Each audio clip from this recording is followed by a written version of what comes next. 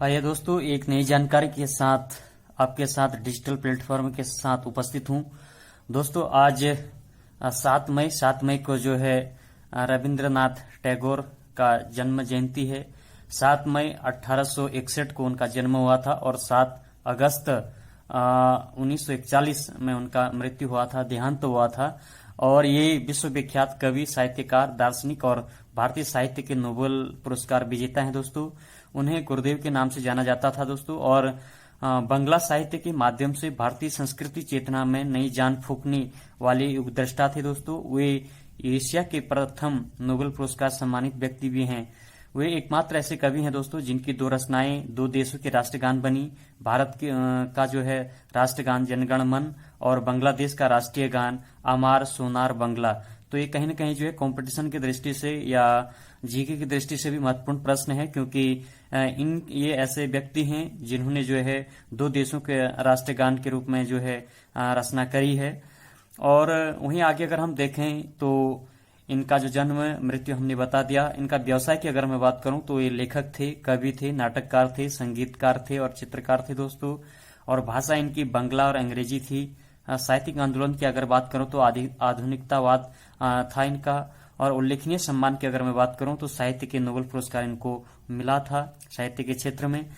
और जीवन साथी की अगर बात करें दोस्तों तो मृणालिनी देवी थी और 1 मार्च 1874 में उनका जन्म हुआ था और 23 नवंबर 1902 में इनकी मृत्यु हो गई थी। और इनके संतान की अगर हम बात करें तो 5 थी और 2 का बाल्यावस्था में ही निधन हो गया था। तो ये कहीं न कहीं इनके ऊपर एक जानकारी थी। और रविंद्रनाथ टैगोर जो है बचपन से ही जो है दोस्तों उनकी कविता, छंद और भाषा में अद्भुत प्रतिभा का आभास लोगों को मिलने को लगा था, देखने को मिलता था दोस्तों। उन्होंने पहली कविता जो है 8 वर्ष की आयु में लिखी थी और सन 1877 में केवल 16 वर्ष की आयु में उनकी प्रथम लघु कथा प्रकाशित हुई थी दोस्तों। और टैगोर ने जो है दोस्तों अपनी जीवन काल में कई उपन्यास, निबंध, लघु कथाएं, यात्रा वृत्तांत, नाटक और शास्त्रों गाने भी लिखे हैं। वे अधिकतम जो है अपनी पद्य कविताओं के लिए जाने जाते हैं। गद्य में लिखी उनकी छोटी कहानियां बहुत ही लोकप्रिय रही दोस्तों।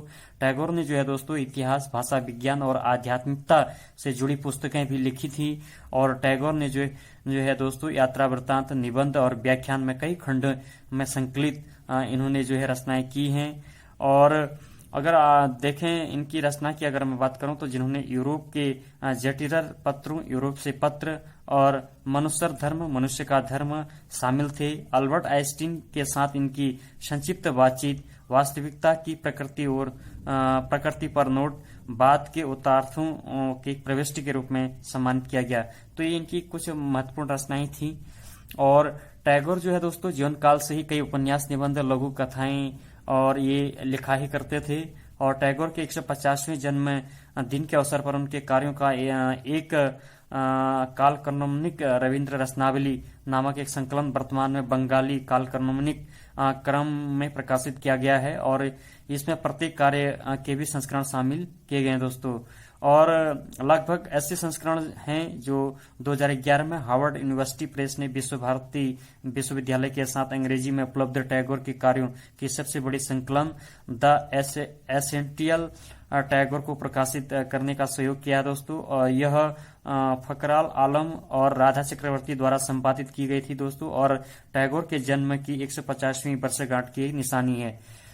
वहीं अगर हम देखें इनकी कृतियां या रचनाएं की अगर मैं बात करूं तो गीतांजलि है, पूर्व प्रवाहिनी है, शिशु भोलानाथ है, महुआ है, बनबाणी है, परिविशेष है, पुनश्च है, बीथिका, शेष लेखा, कर्णिका, क्षणिका, गीत माल्य, कथा वो कहानी, ये इनकी कुछ प्रमुख रचनाएं हैं।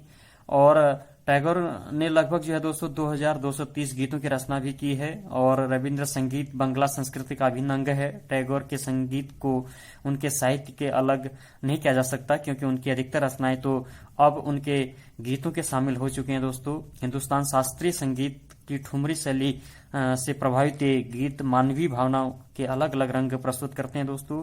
और अलग अलग रागों में गुरुदेव के गीत यह आभास कराते हैं मानो उनकी रचना उस राग विशेष के लिए ही की गई थी दोस्तों। प्रकृति के प्रति गहरा लगाव रखने वाले यह प्रकृति प्रेमी ऐसा एकमात्र व्यक्ति जिन्होंने जो है 2 देशों के लिए राष्ट्रगान लिखा हुआ है। और आगे अगर हम देखें तो उनको सम्मान के रूप में भी मिला, और 1913 ईस्वी में रविंद्रनाथ को जो है काव्य रचना गीतांजलि के लिए साहित्य का नोबेल पुरस्कार मिला दोस्तों। ये बहुत बड़ी उपलब्धि थी, कहीं न कहीं भारत के लिए भी बहुत बड़ी एक उपलब्धि थी।